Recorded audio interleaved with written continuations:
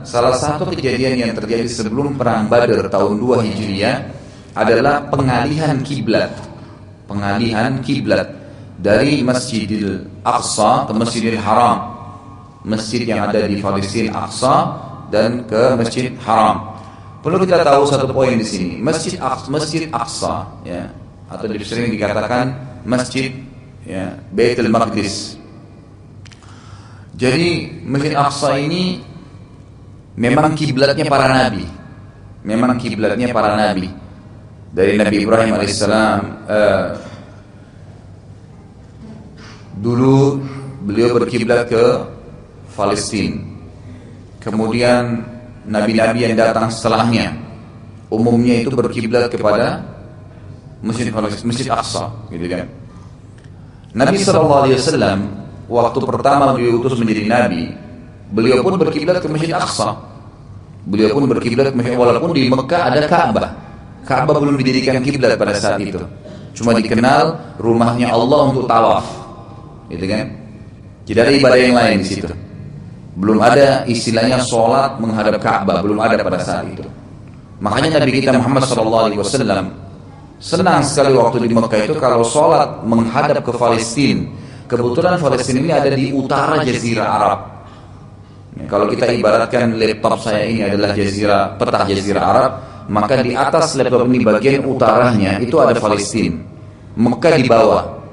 Antara Mekah sama Palestina itu di tengah-tengahnya ada kota Madinah. Ada kota Madinah. Di Mekah, Nabi SAW saking inginnya beliau agar Ka'bah yang menjadi kiblat. Tujuan utamanya agar kiblat kita umat Islam ini berbeda dengan kiblatnya ahli kitab. Karena orang-orang Yahudi selalu mengolok-olok ya Nabi SAW sambil mengatakan Muhammad itu agamanya kayak mainan saja.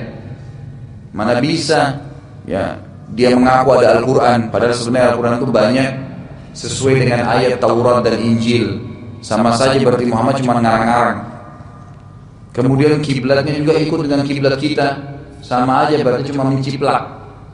Maka Nabi SAW kalau sholat ke arah Masjid Aqsa, itu beliau sholat di belakangnya Ka'bah.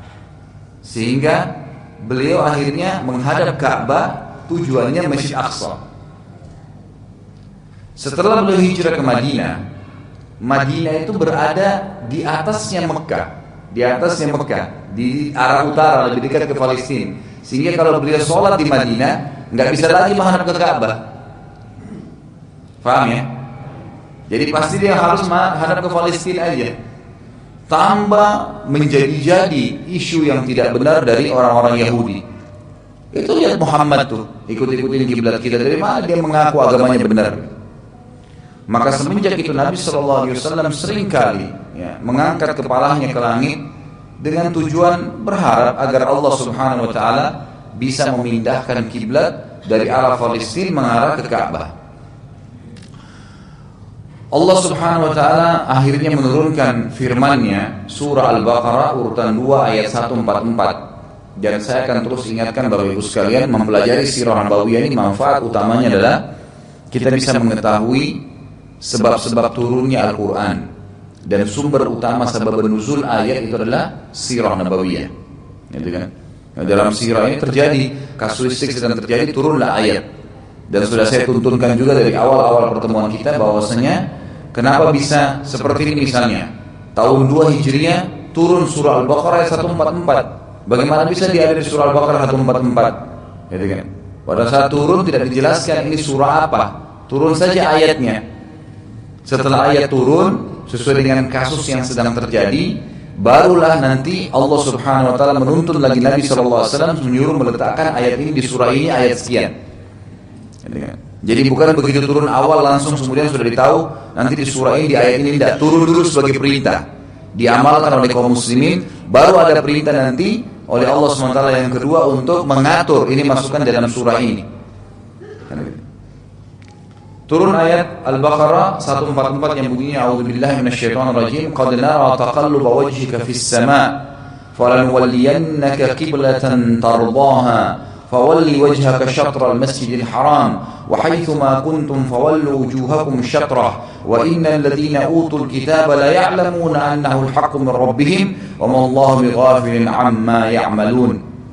Sungguh kami sering melihat mukamu menengadah ke langit, hai Muhammad.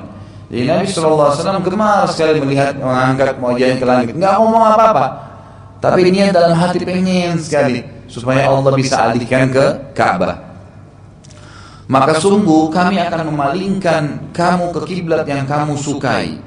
Maka palingkanlah mukamu ke arah Masjidil Haram, dan di mana saja kamu berada, maka palingkanlah mukamu ke arahnya.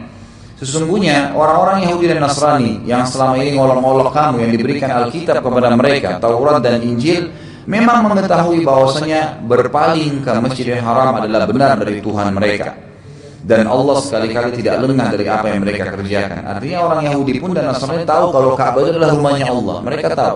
Sampai hari ini para pendeta dan pastor, ya baik itu pendeta dari orang-orang Yahudi dan pendeta dari orang Nasrani, mereka tahu Ka'bah itu adalah rumahnya Allah.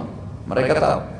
Maka pengalihan kiblat ke Ka'bah itu bukan hal yang baru bagi mereka, tetapi teralihkannya menandakan memang ini adalah agama Samawiyah.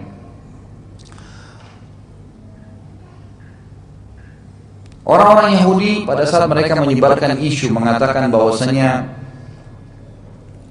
ini adalah contoh-contoh atau mencontohi kami, ikut-ikutan saja Muhammad agamanya ini. Maka Allah Subhanahu wa taala menurunkan ayat tadi yang saya sebutkan, dan juga Allah menekankan bahwasanya ya, ketakwaan kepada Allah itu, patuhan pada Allah bukan karena kasus kiblatnya, tapi mengikuti perintahnya. Ya kan? Kita ini tidak ada yang menyembah Ka'bah. Kita bukan menyembah Ka'bah, tapi kita sedang menjalankan perintah Allah menghadap ke Ka'bah. Penting ini ya. Jadi Ka'bah itu cuma bangunan biasa. Pada saat dia mau rubuh, diperbaiki, direnovasi. Jadi tidak usah berlebihan. Jangan sampai kita meletakkan sesuatu lebih daripada tempatnya. Makanya Umar bin Khattab radhiyallahu anhu itu pernah menebang pohon di mana para sahabat membaiat Nabi SAW di situ. Ya, dikenal dengan Baiatur Ridwan. Maka ditebang oleh Umar bin Khattab. Kenapa? Di zaman khilafahnya beliau, karena sudah banyak orang-orang yang baru masuk Islam. Begitu dengar kisahnya Nabi pernah di sini dibait oleh para sahabat, mereka sudah banyak yang datang, mulai berdoa di situ, mulai gantungkan pedangnya, mulai ngawur. Yang tadinya tidak ada itu di zaman Nabi SAW. Sama pernah saya tekankan, banyak jemaah haji jemaah umroh kita ribut mau naik ke Gua Hira, jauh ke atas itu. Ada yang jatuh sampai mati. Untuk apa masuk ke Gua Hira? Oh, karena Nabi SAW pernah ke sana dan menerima wahyu Iqra bismillahirrahmanirrahim khalaq. Emang benar Nabi terima wahyu, tapi setelah Nabi terima wahyu itu tidak pernah lagi Nabi datang ke Gua Hira. Enggak pernah. Seumur hidup beliau sampai beliau meninggal, dan tidak pernah memerintahkan para sahabat untuk datang ke sana. Ada apa Bapak Ibu repot-repot naik ke sana? Ini kita di Indonesia ini luar biasa. Nomor satu kalau soal merekayasa sesuatu nih. Apalagi masalah ibadah, ini bukan kreatif, rekayasa. Kalau kreatif itu masih bagus, ini merekayasa. Ya, berangkat pergi ke sana, sampai-sampai sekarang di Saudi itu, saking seringnya jemaah umroh kita mampir di masjid terapung, dibahasakan begitu di Jeddah, sekarang sudah dilarang sama kerajaan Saudi. Jadi cuma travel kita saja yang selalu mampir sana. Gitu. Jadi kalau sudah mulai dari habis pulang mau pulang ke Indonesia, isi waktu singgah mampir. Awalnya niatnya hanya ngisi waktu. Lama-lama jemaah kita banyak yang jahil, nggak paham. Itu kan dianggap masjid ini punya sejarah nih. Akhirnya kan harus sholat di sana. Orang banyak yang jual makanan, jadi ramai, macet jalanan. Dilarang sekarang, nggak boleh lagi. Karena berbahaya, ini tidak boleh, gitu kan? Jangan salah. Ka'bah itu rumahnya Allah yang kita muliakan. Dimuliakan sesuai dengan apa yang Allah suruh kita muliakan. Nggak boleh ada kemaksiatan di situ, gitu kan? Tidak boleh ada pelanggaran-pelanggaran agama. Kita harus memuliakan dengan tawaf, sebagaimana Allah perintahkan, sholat menghadap sana, menjaga kebersihan. Iya, itu semua. Tidak boleh ada pertumpahan darah, itu benar. Tapi jangan melampaui ini, gitu kan? Melampaui ini. Banyak orang salah yang saya sering kasih contoh kita di Indonesia. bawa gunting kiswanya Ka'bah. Sudah dengar belum berapa waktu lalu ada orang kita ditangkap sama polisi Masjid Haram tuh.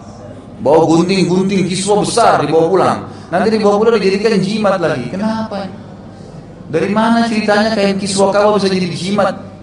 Enggak ada hubungannya. Itu kan kain kiswa untuk memperindah Ka'bah. Jadi ditaruhlah oleh kerajaan Saudi. Ada kalau Bapak Ibu lagi umroh minta coba mutawifnya antarin saya di mana tempat pembuatan kiswa, nanti diantar tuh. Ada dijahit, dibuat bagus, emang begitu, nggak masalah. Tapi bukan lebih dari itu, gitu kan? Berlebih-lebih ini berbahaya, nggak boleh. Jadi kita tidak boleh lebih bermasalah. Jadi sekarang menghadap kiblat itulah yang ditolak ukur adalah ketakwaannya, kepatuhannya, tapi bukan masalah kiblatnya. Ke Masjid Aqsa, ke Masjid Haram di Mekah sama saja, nggak masalah. Makanya Allah mengatakan, "A'udzubillahi laisal birra an tuwallu wujuhakum qiblal masyriqi wal maghrib, walakinnal birra man amana billahi wal yawmil akhir." Bukanlah kebajikan itu dinilai orang itu ya kepatuhan, patuh kepada Allah. Kalian menghadap ke timur atau ke barat itu nggak penting. Tapi bir itu kebaikan adalah orang yang mengaku beriman kepada Allah dan hari akhir, itu yang dimaksud. Baik, ini termasuk kejadian pengalihan kiblat, dan pada saat kiblat ini ya dialihkan tepatnya setelah atau sementara sholat asar di masjid yang sekarang dikenal dengan masjid Kiblatain, gitu kan? Jadi pada saat itu orang-orang lagi sholat asar di situ menghadap Masjid Aqsa, pas 2 rakaat pertama selesai atau sementara berdiri dari rakaat kedua, itu tiba-tiba saya teralihkan kiblatnya. Datanglah seseorang dan berteriak dari luar masjid mengatakan, "Wahai kaum muslimin, sungguh telah turun firman Allah Subhanahu wa taala kepada Nabi Muhammad sallallahu alaihi wasallam untuk mengalihkan kiblat." Maka imamnya pun mengalihkan kiblat ke Masjid Haram di 2 rakaat yang pertama. 2 rakaat yang kedua, maaf. Jadi makanya dikatakan Masjid Kiblatain. Kenapa dikatakan Kiblatain? Karena bertepatan 2 rakaat pertama sholatnya menghadap Masjid Aqsa, 2 rakaat kedua ke Masjid Haram Mekah. Kalau kasusnya tidak ada sholat pada saat itu, maka tidak dikatakan Masjid Kiblatain. Kenapa dikatakan 2 kiblat? Karena 2 rakaat pertama menghadap Masjid Aqsa dan 2 rakaat kedua itu ke Masjid Haram. Ini diantara kejadian-kejadian sebelum perang Badar dan masih terjadi di tahun 2 Hijriah ya.